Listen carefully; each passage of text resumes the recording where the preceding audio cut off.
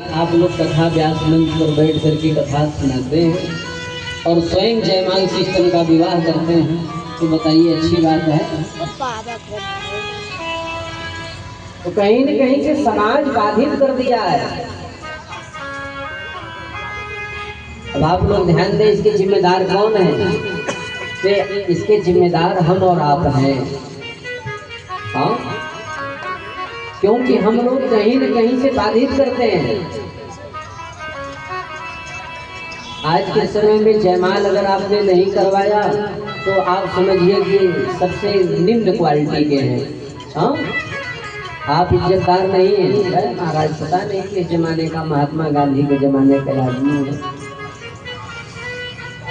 और पनीर वाली सब्जी न बने पाओ, महादलित आदमी है, पनीर की सब्जी तक नहीं खिलाए।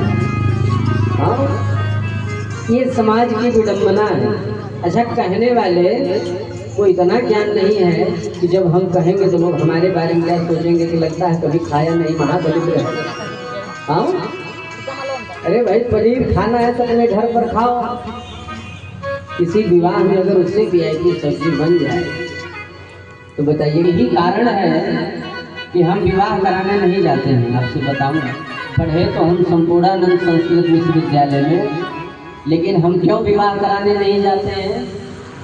कारण बताएं आप लोगों को। विवाह में अगर पंडित जी गए और बफर सिस्टम की तरफ खाली घूमने चले गए शिव पूजन सोनी जी के साथ में, भाई यहाँ आए हैं तो विवाह है, लड़के का बफर लगा है, तो इनके मन में भाव आ गया, गुरु जी थोड़ा सा आइए घूम लिया जाए, देखिए यहाँ सलाद की व्यवस्था है और ये बढ़िया राइस चावल बना हुआ है, ये सारे पकवान मैंने बनवाया आपके आशीर्वाद से। तो गुरु जी जब साथ में चले गए तो उसमें मोबाइल कैमरा और कैमरा वाला सब दिखा दिया। तो देखने वाले क्या कहेंगे कि गुरु जी भी बफर सिस्टमों में दाब रहे थे, मैंने देखा था। हाँ, अच्छा, अब आप सोचिए कि विवाह कराने के लिए अगर ब्राह्मण देवता आए रहे हैं तो कहीं न कहीं से हम उनकी व्यवस्था नहीं दे पा रहे हैं, तभी बात बिगड़ रही है। ब्राह्मणों की ब्राह्मणत्वता को सुरक्षित रखना भी इस धरती के सभी मानवों की जिम्मेदारी है। अब हम मंगलवार व्रत रहे और सोनी जी के यहाँ 7 दिन है, भाई जो खिलाएंगे उसी में हमको रहना। अभी कहें बाबा फलहार की व्यवस्था तो नहीं हो पाई, हम कैसे यात्रा कराएंगे? बात समझ रहे ना? तो कहीं न कहीं से व्यवस्था हम न देते हैं। 10-20 विवाह करवाए हैं, ऐसा नहीं, मारवाड़ियों के यहाँ जाते हैं। हमें इस बात का अफसोस और दुख भी होता है कि हमारे समाज में लोग विद्वानों का चयन नहीं कर पा रहे हैं। आपके घर में अगर कोई विद्वान आ गया पढ़ के तो उसका सम्मान करना आपका दायित्व है। अगर आपका लड़का कलेक्टर बन जाए तो आप उसका सम्मान करेंगे कि नहीं? हाँ, करेंगे ना? ऐसे ही आपके नगर और आपके गांव का अगर कोई भी विद्वान बन करके आ जाए तो मानो पूरे नगर का कल्याण करेगा। इससे आप लोगों को गौरवान्वित महसूस करना चाहिए कि हमारे जनपद सिद्धार्थ नगर में इस तरीके के व्यवस्था है। बड़ा एरिया कहा जाता है ना, ये सब लोग जानते हैं। इस जनपद को लोग बड़े पिछड़े एरिया में लेते थे, है ना भाई। वो सिद्धार्थ नगर तराई क्षेत्र है, बड़ा पिछड़ा एरिया है, लेकिन भगवान की ऐसी कृपा है कि आज सिद्धार्थ नगर की स्थिति प्रबल होते जा रही है। विद्वत संगोष्ठी में भी आप लोगों का ही नमक खा करके बनारस और भारत के किसी कोने में जब यजुर्वेद का शास्त्रार्थ होता है तो संपूर्णानंद संस्कृत विश्वविद्यालय से हमारा भी चयन होता है। और सिद्धार्थ नगर गौतम बुद्ध की भूमि के नाम से हम जाने जाते हैं। चाहे राजस्थान जाना हो, चाहे केरल, कर्नाटक, झांसी, तो वहाँ लोग सिद्धार्थ नगर के नाम करते हैं तो अपने आप को बड़ी प्रसन्नता महसूस होती है।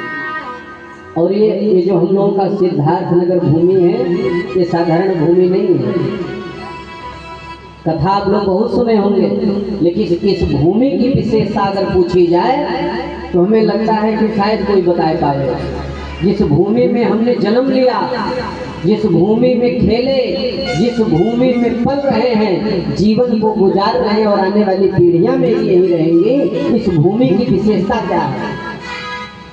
और आज धर्म के क्षेत्र में और राजनीतिक क्षेत्र में भी सिद्धार्थनगर के नेता प्रबल हैं। उत्तर प्रदेश के बेसिक शिक्षा मंत्री पद पर आसीन हुए इटवा के विधायक, पूर्व विधायक हैं डॉक्टर सतीश चंद्र द्विवेदी, जो उत्तर प्रदेश के बेसिक शिक्षा मंत्री बने। ऐसा पहली बार हुआ सिद्धार्थनगर। तो सिद्धार्थनगर राजनीतिक क्षेत्र में भी अग्रसर हो रहा है, इसी भूमि में पैदा होने वाले।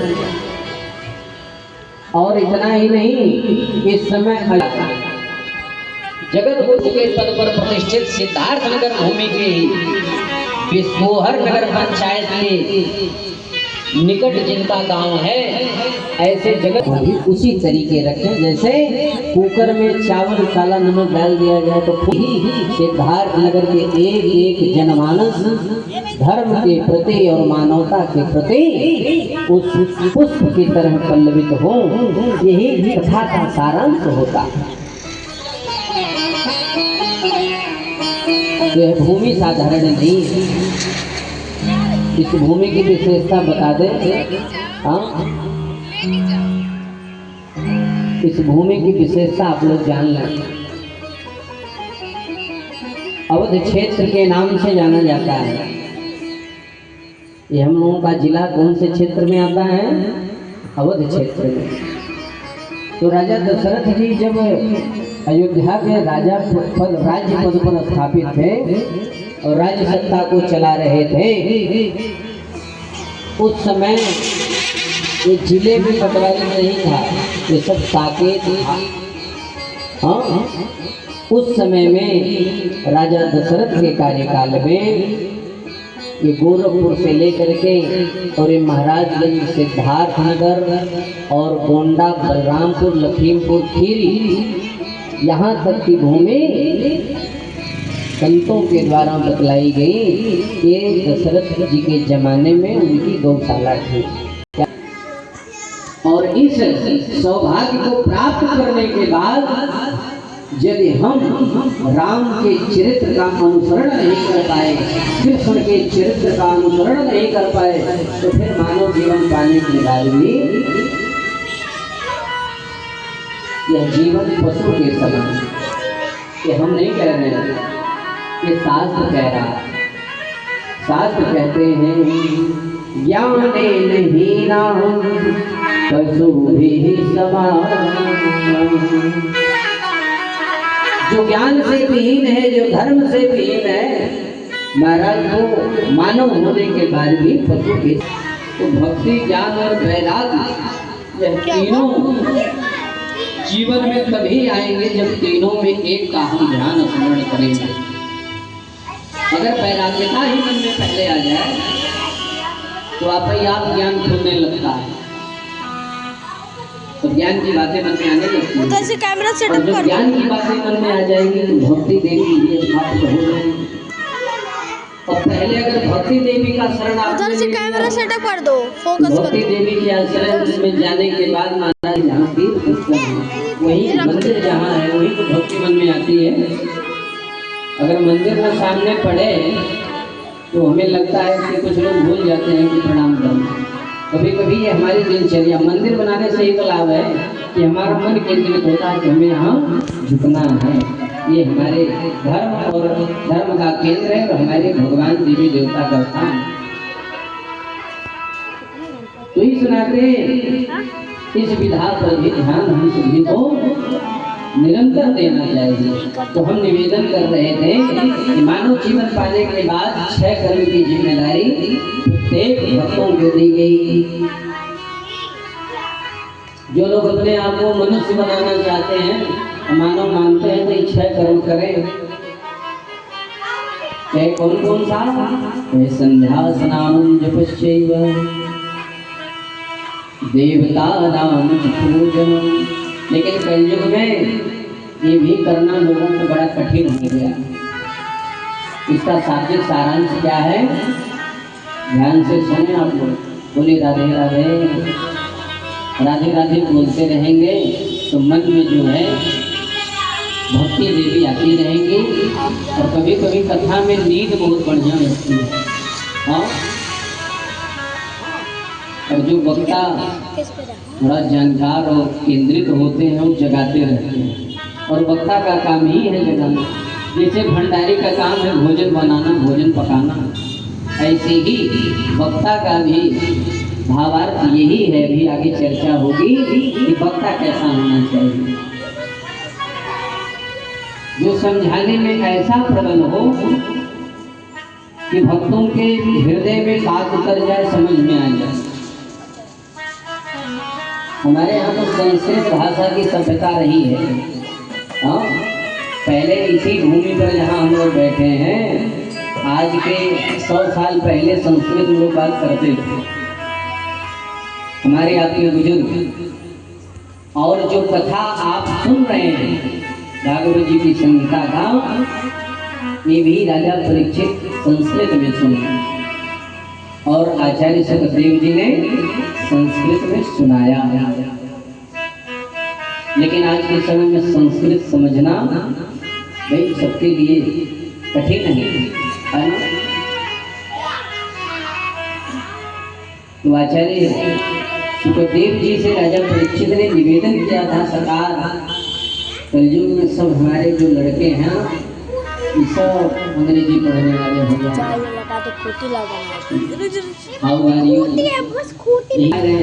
आज के लड़के सब टाटा टाटा करते हैं।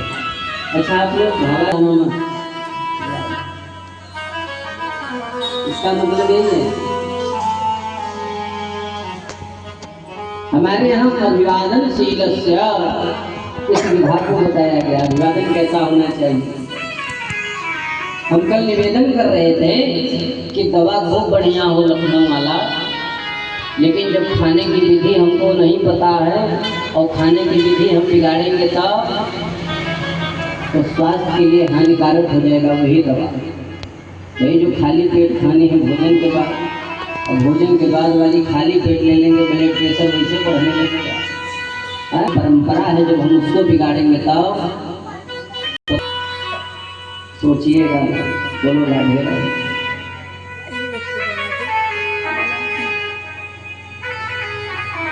सामने से लाके बनाया। तो हमारे यहाँ की जो परंपरा है वो संस्कृत में रही है। आज इसी कथा को हम लोग हिंदी में भी भावार्थ हमको समझाया गया।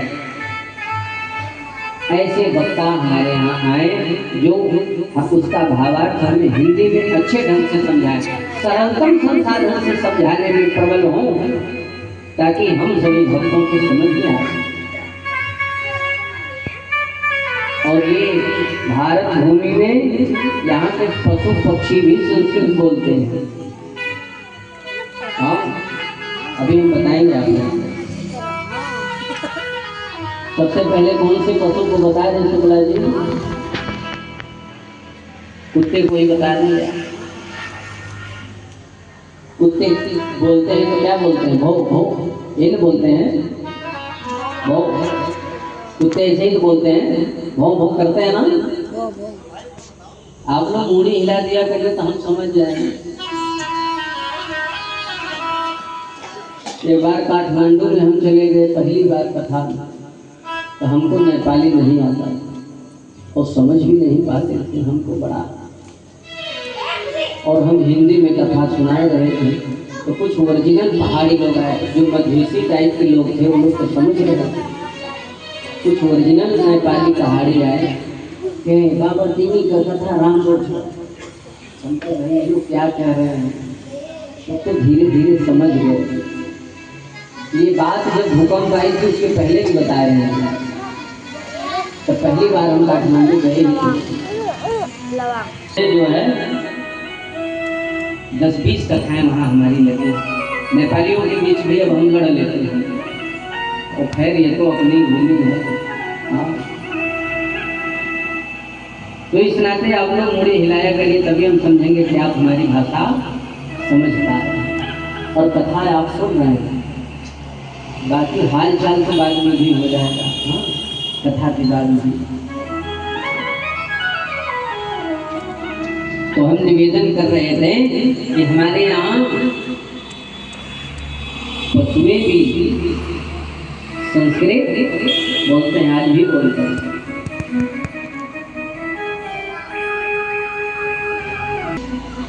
तो संस्कृत में आपका सम्मान कर रहा है अपनी शब्द शैली में। हाँ हाँ। और बकरी भी जिसको तो महाराज आज के समय में बिल्कुल अपना खाना बनाएगी। हाँ, बकरी भी मैं, देखो बकरी जो मैं कहती है उसका मतलब ये है जो खाने वाले प्रताड़ित कर रहे हो वो समझ लो जन्म में इसका हिसाब देना मतलब।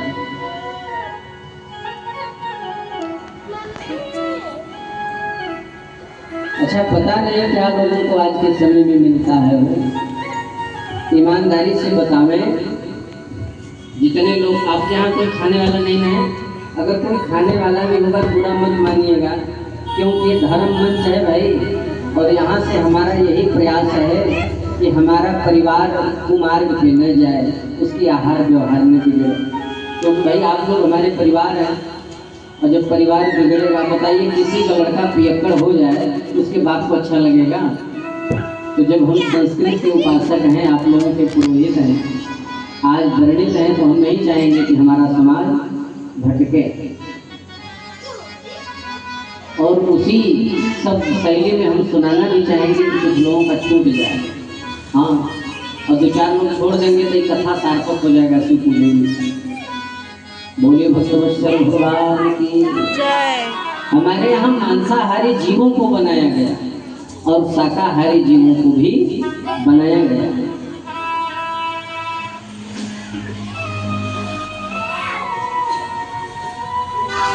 तो जिसमें मानव को भी ध्यान देने की आवश्यकता है कि क्या हमारे अंदर वो लक्षण है। अगर भगवान बनाए भेजे होते तो हम मना काहे करते भाई आपका। लेकिन हमारे शास्त्रों में इसका बड़ा वर्णन है और खाने वालों की बड़ी दुर्दशा भी बताई गई है। 28 प्रकार के नरक कुंडों का वर्णन 5वें दिन की कथा में आप लोगों को सुनाएंगे। हाँ, कि कौन कौन से कर्म करने से कौन कौन यातनाएं भोगनी पड़ती है, ये सारी कथाएं आपको आगे मिलेंगी।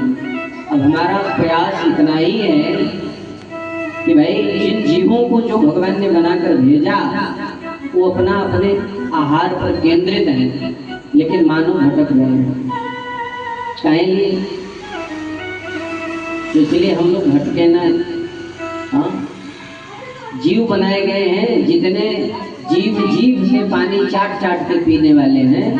अब आप लोग अनुभव करिए कितने जीव चाटने वाले हैं। जो पानी जीव से चाट के पीने वाले जीव हैं वही ओरिजिनल मांसाहारी हैं।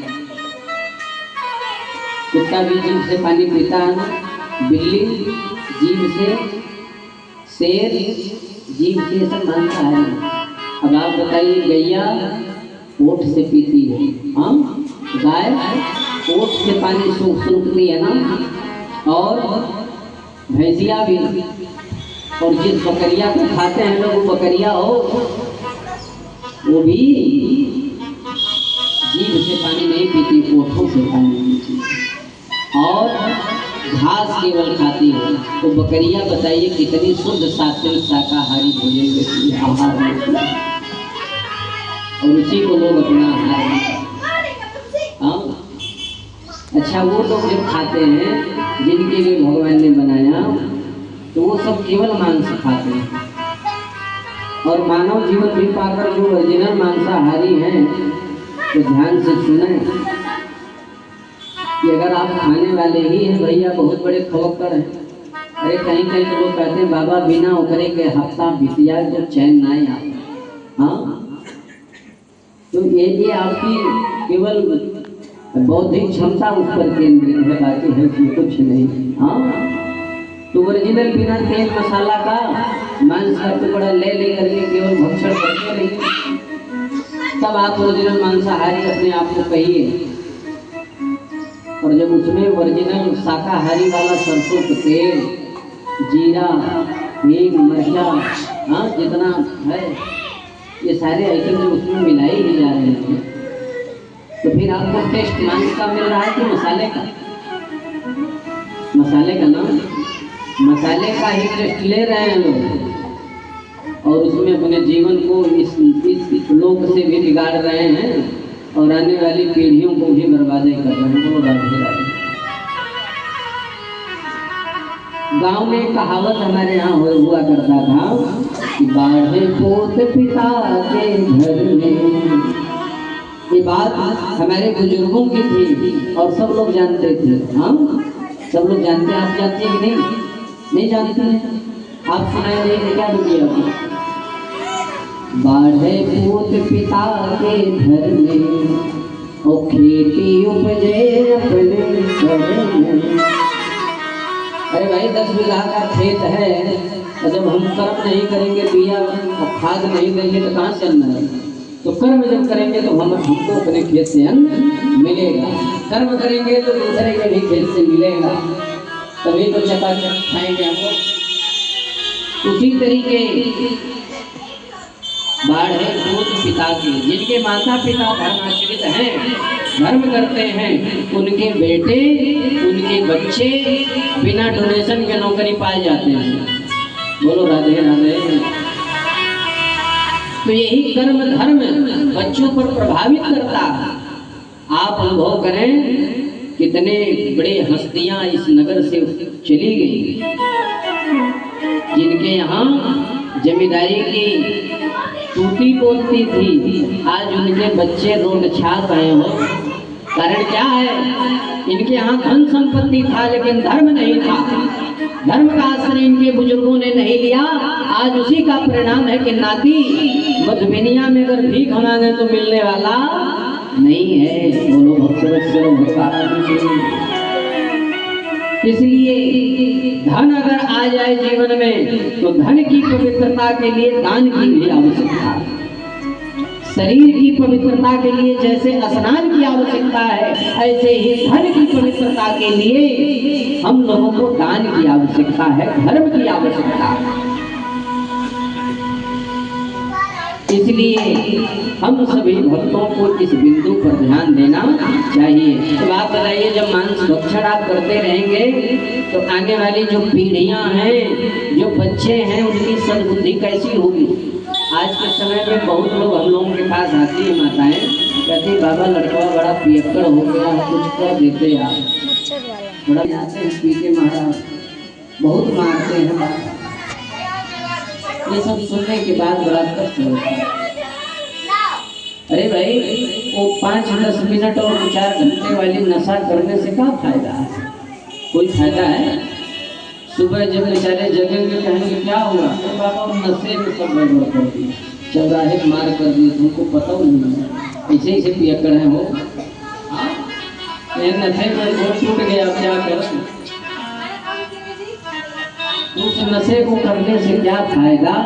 जो शाम को यहाँ नशा की तो दवाई चल रही है। इस समय शिव पूजन जी के यहाँ एकदम औषधि का भंडारे चल रहा है। आओ इसी में नशाओ जिसको नशाना है। और ये नशा अगर चढ़ गई तो जीवन में रंग आ जाएगी। बोलो राधे राधे। पीते हैं तो गौर से सुनो, पीना है तो पीजिए। जो जीवन में एक बार हो रहा है तो ध्यान से सुन ले भैया। अरे पीना है तो पीजिए। अरे वो जाम पियो, उसे जाम को पीने से क्या फायदा? जो शाम को चढ़े सुबह उतर जाए। पीना हो तो पीजिए हरिनाम का प्याला, पीना है तो पीजिए।